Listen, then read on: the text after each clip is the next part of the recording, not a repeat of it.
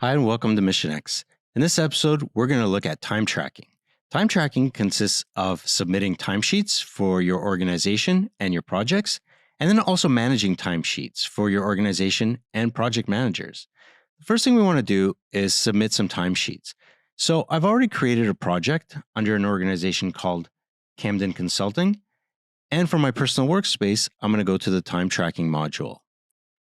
Now, what I'm seeing is my organization and the company timesheet. The company timesheet is always blank, and you can select new entries. And these can be adjusted in your organization configuration panel.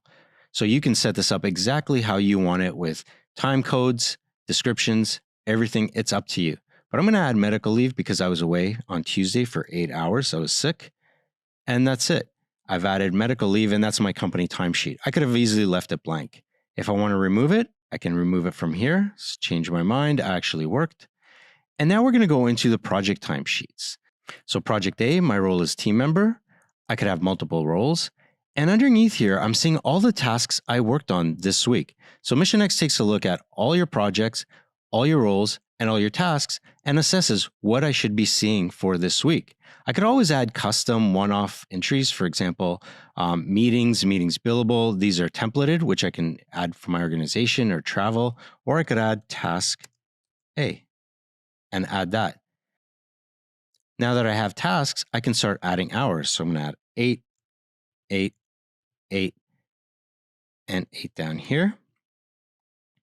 And I could also add 8 on Friday here. What I could also do is import calendar events from my Outlook or my Google Calendar.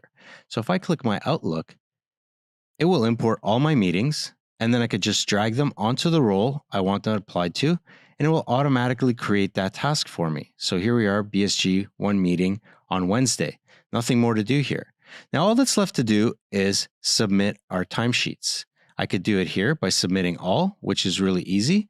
And there's some unique features to MissionX. For example, if you're a project manager or administrator on a project, your timesheet's automatically approved.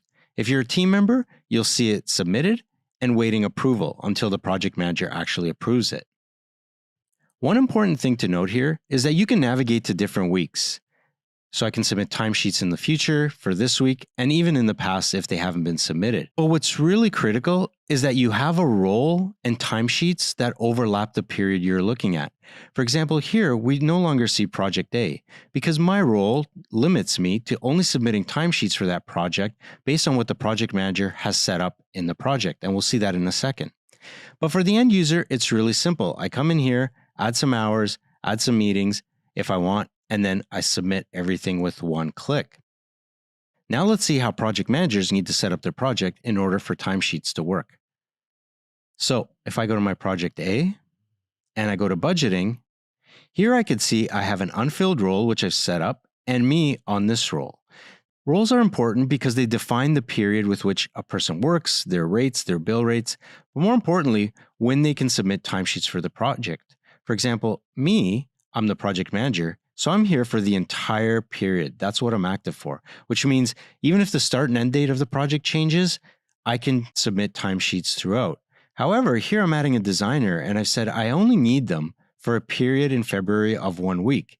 This designer will not be able to submit timesheets beyond that period.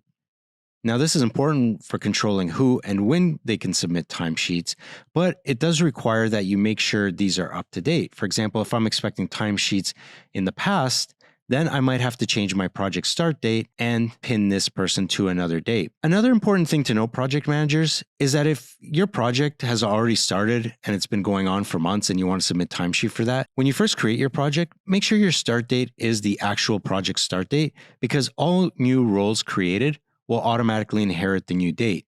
And that's how we link roles to timesheets. If I want to manage my timesheets, I can quickly come in here, select the timesheet I want, and I can approve it or reject it. And if I want to disable timesheets for my projects completely, I can just come in Configure Budget Settings and disable timesheets. Now that was timesheets at the project level. Let's go over to the organization and see what time tracking looks like here. If I go to Time Management in my org workspace, From time management, I can come in here and select what I want to see, whether they be project timesheets or company timesheets, and I can see their status, how many hours, and if they're approved, and then I can approve them or reject them if I want. And that's it at the organization level. Then what MissionX does is take this information and transform it into real-time analytics like utilization and your financials, getting your actual costs and billables up to date. So then we can actually do invoicing when everything is ready. So that was time tracking in MissionX. For the end user, it's really easy. They go to the time tracking module and they can submit all their timesheets with one click. For the project manager, they can go to their project, define roles so that they can limit who and when can submit timesheets, and then they can manage timesheets for their project in their timesheet manager. So that was a complete view of time tracking in MissionX. I hope you enjoyed that video and look forward to seeing you in the next one. Thank you and have a good day.